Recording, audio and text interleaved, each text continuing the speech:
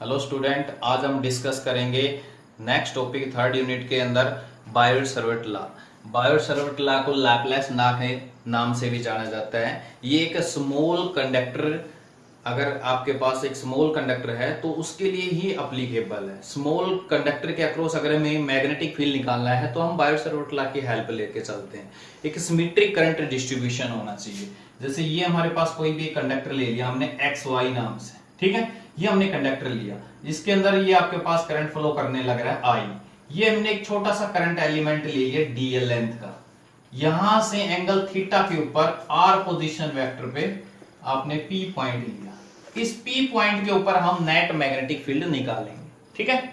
I इसके अंदर current flow करने लग रहा है आप ऊपर की साइड में, ठीक है। यहां पर हम P पॉइंट के ऊपर नेट मैग्नेटिक फील्ड निकालेंगे। इस स्मॉल करंट, ये जो आपके पास एलिमेंट हमने जो लिया है, स्मॉल एलिमेंट लिया है, इसकी वजह से मैग्नेटिक फील्ड होगा वो भी स्मॉल होगा, ठीक है।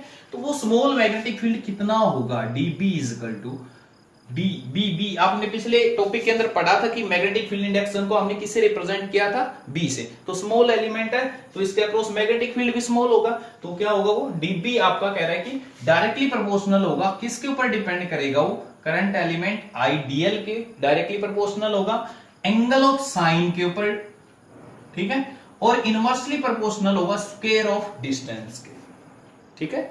इस प्रोपोर्शनलिटी की जगह हम कांस्टेंट लेके चलते हैं। इस प्रोपोर्शनलिटी की जगह हम कांस्टेंट लेके चलते हैं। यहां पर म्यू नॉट अपॉन में 4 पाई IDL साइन थीटा अपॉन में R स्क्वायर, ठीक है। अब ये जो कांस्टेंट ऑफ प्रोपोर्शनलिटी है म्यू नॉट अपॉन में 4 पाई, इसकी वैल्यू होती है 10 की पावर -7, ठीक है। टेस्ला पर एम्पियर मीटर, ये हम इसकी यूनिट कह सकते हैं। ये ऐसा ही सिस्टम के अंदर होता है। अगर हम बात करें सीजीएस में तो सीजीएस में इसकी वैल्यू 1 होती है सीजीएस के अंदर, ठीक है। आगे बात समझ में क्लियर है। तो ये हमारे पास था। अब इसमें देखो, इसी को अगर मैं वेक्टर फॉर्म में रिप्रेजेंट करूं क्या आएगा, इन वेक्टर फॉर्म क्या हो जाएगा भाई, dB एक वेक्टर क्वांटिटी है हमारे पास। तो यहां पर आपको इसको एरो पे रिप्रेजेंट करना पड़ेगा, एरो इसके ऊपर। तो वेक्टर फॉर्म के अंदर क्या हो जाएगा, dB equal to mu naught upon में 4 पाई I इंटू में DL क्रॉस R अपॉन में R क्यूब। इसको आप ऐसे लिख सकते हो, ये हो गया वेक्टर के अंदर, ठीक है। IDL हमारे पास एक वेक्टर एलिमेंट होगा, ये आपके पास, और ये हमारे पास वेक्टर हो गया। तो DL क्रॉस R, इसका देखो क्रॉस प्रोडक्ट हटाओ, क्रॉस प्रोडक्ट हटाते हैं तो हमारे पास क्या आता है, साइन थीटा आता है। एक R से R कैंसिल आउट हो जाएगा, तो हमें यही तो रिजल्ट मिलेगा। समझ में आई बात, नहीं आई, क्लियर है। और अगर हमें पूरे कंप्लीट कंडक्टर के अक्रॉस नेट मैग्नेटिक फील्ड निकालना है तो हम क्या करेंगे, इसका इंटीग्रेशन कर देंगे, ठीक है। तो dB का इंटीग्रेशन करोगे तो क्या आ जाएगा, B आ जाएगा। और इधर इसका इंटीग्रेशन, इधर आपके पास इसका इंटीग्रेशन क्या हो जाएगा, म्यू नॉट अपॉन में 4 पाई IDL साइन थीटा अपॉन में R स्क्वायर, ठीक है। ये कंप्लीट कंडक्टर के अक्रॉस हो जाएगा, पूरे कंडक्टर के अक्रॉस। क्लियर हुई बात, इतनी समझ में आई। अब नेक्स्ट पॉइंट पे आता हूं। अगर इसको आपको बोला जाए कि करंट डेंसिटी की टर्म में लिखिए, तो करंट डेंसिटी क्या होती है, J से रिप्रेजेंट करते हैं करंट पर यूनिट एरिया। इसको क्या करेंगे हम, अप एंड डाउन दोनों साइड में DL से मल्टीप्लाई कर देंगे। तो ये हमारे पास IDL आ गया, और एरिया इंटू लेंथ क्या हो जाएगी, वॉल्यूम। तो I इंटू DL अपॉन में ये किसके इक्वल हो गए, वॉल्यूम के, ठीक है। तो इसको आप करंट डेंसिटी की टर्म में भी लिख सकते हो, मैग्नेटिक फील्ड को। dB इक्वल टू क्या जाएगा, करंट डेंसिटी की टर्म में हम बात करें तो म्यू नॉट अपॉन 4 पाई IDL की जगह हम क्या रख देंगे, J इंटू dV, ठीक है। तो J भी हमारे पास क्या है, एक वेक्टर क्वांटिटी है। तो J इन क्रॉस R अपॉन में R क्यूब इंटू में dV, ये करंट डेंसिटी की टर्म में हो गया, ठीक है। आगे बात समझ में क्लियर है।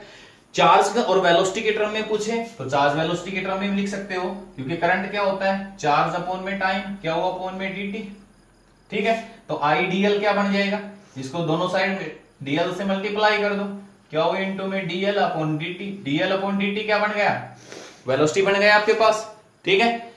तो क्या आ गया हमारे पास, IDL इक्वल टू क्या हुआ इंटू में वेलोसिटी,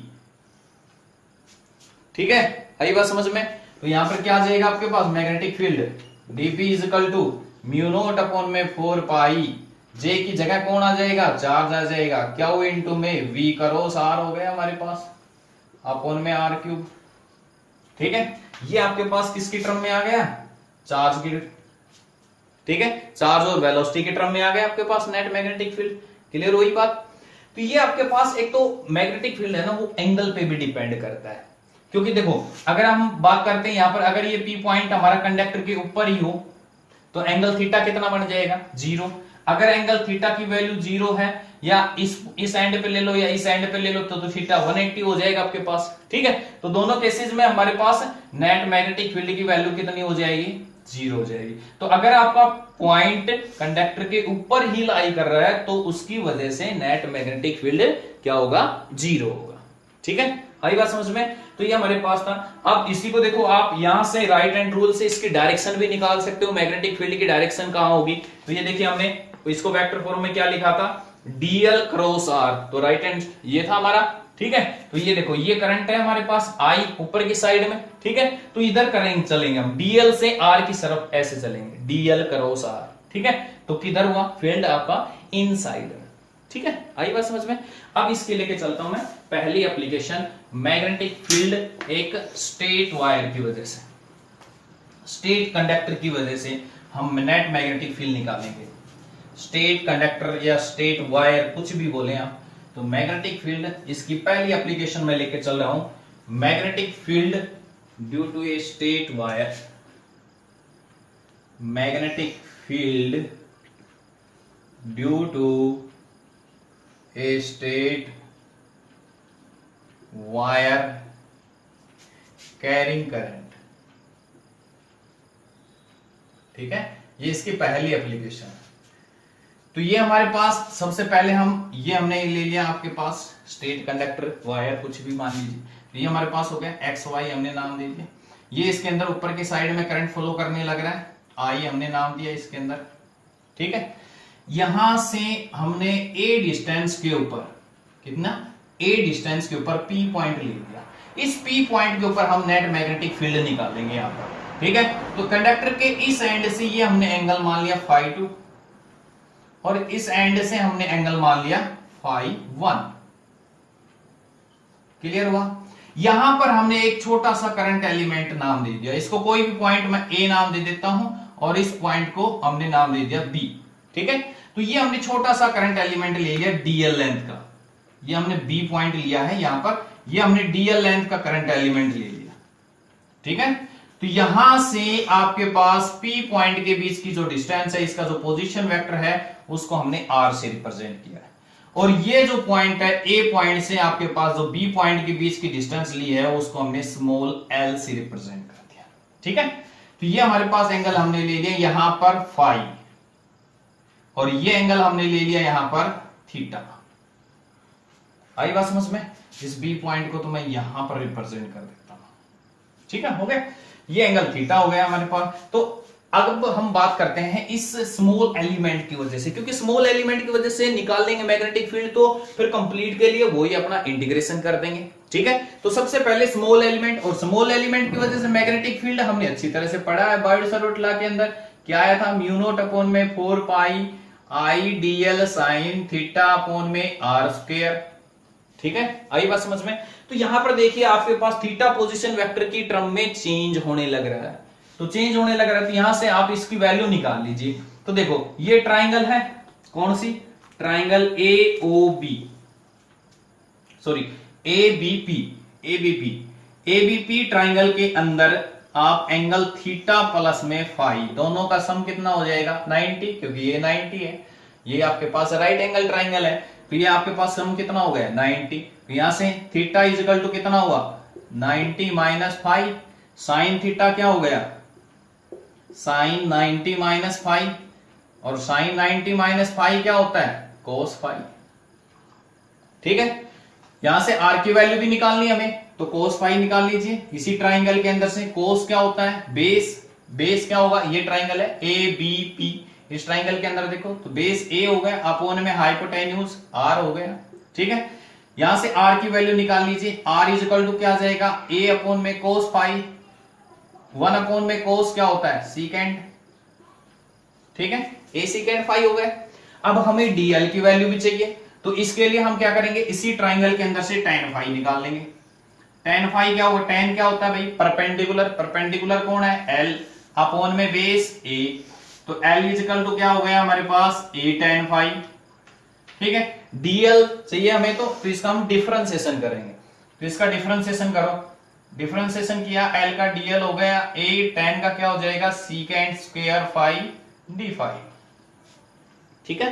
ये दोनों वैल्यू हम इसके अंदर पुट कर रहे हैं, क्या है हमारे पास db equal to mu naught upon में 4 पाई, हाँ भाई आई dl, dl की वैल्यू क्या है हमारे पास a secant square phi d phi, और साइन थीटा की जगह क्या आ गया cos फाई, अपॉन में r कौन था, ये रहा r किसके इक्वल है, a secant फाई के, तो स्क्वायर करेंगे तो क्या आ जाएगा a square secant square phi, secant से secant कैंसिल आउट, a से a कैंसिल आउट, क्या आ गया हमारे पास dp equal to mu naught upon में 4 पाई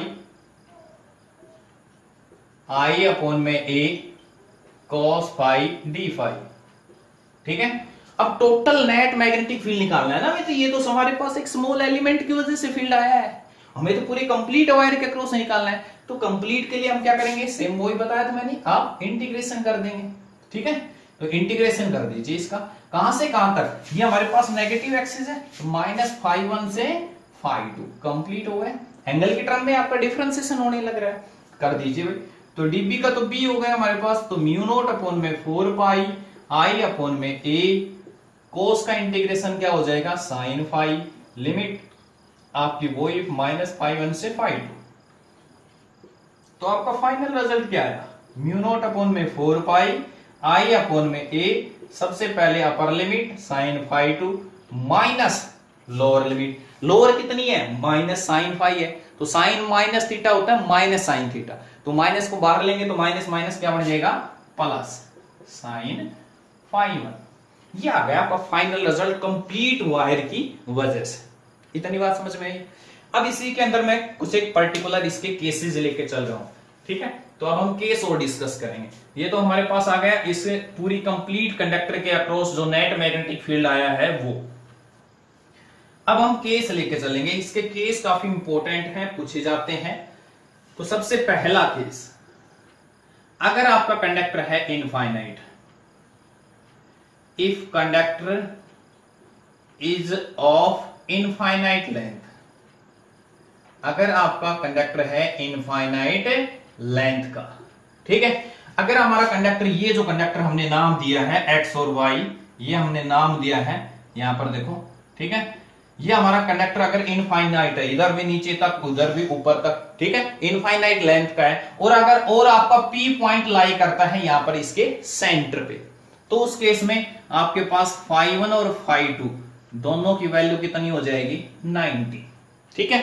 यहां पर रखिए, ये sin 91, ये भी sin 91, 1 + 1 कितना हो गया 2, तो नेट मैग्नेटिक फील्ड कितना आया b equal to mu naught upon में 4 पाई 2i अपॉन में a। तो ध्यान रखना इनफाइनाइट कंडक्टर के लिए न्यूमेरिकल में बहुत इसके ऊपर न्यूमेरिकल पूछे जाते हैं, इनफाइनाइट कंडक्टर के लिए हमारे पास जो फॉर्मूला होगा वो क्या होगा, म्यू नॉट अपॉन 4 पाई 2i अपॉन में a। सेकंड केस, अगर हमारे पास कंडक्टर है इनफाइनाइट लेंथ बट आपका P पॉइंट किसी भी एक सिंगल एंड पे लाई कर रहा है, ठीक है, कंडक्टर कहां है इनफाइनाइट लेंथ का है और P पॉइंट किसी भी एक सिंगल एंड पे लाई कर रहा है, तो उस केस में φ1 तो क्या हो जाएगा 90 या φ2 इजिकल टू क्या हो जाएगा 0, मतलब इस एंड पे ले लो या किसी इस एंड पे ले लो, ठीक है, कोई भी एक सिंगल एंड के ऊपर लेंगे, तो आपके पास नेट मैग्नेटिक फील्ड क्या होगा म्यू नॉट अपॉन में 4 पाई i अपॉन में a, क्योंकि साइन ये 91 हो गया, ये साइन 0 हो गया,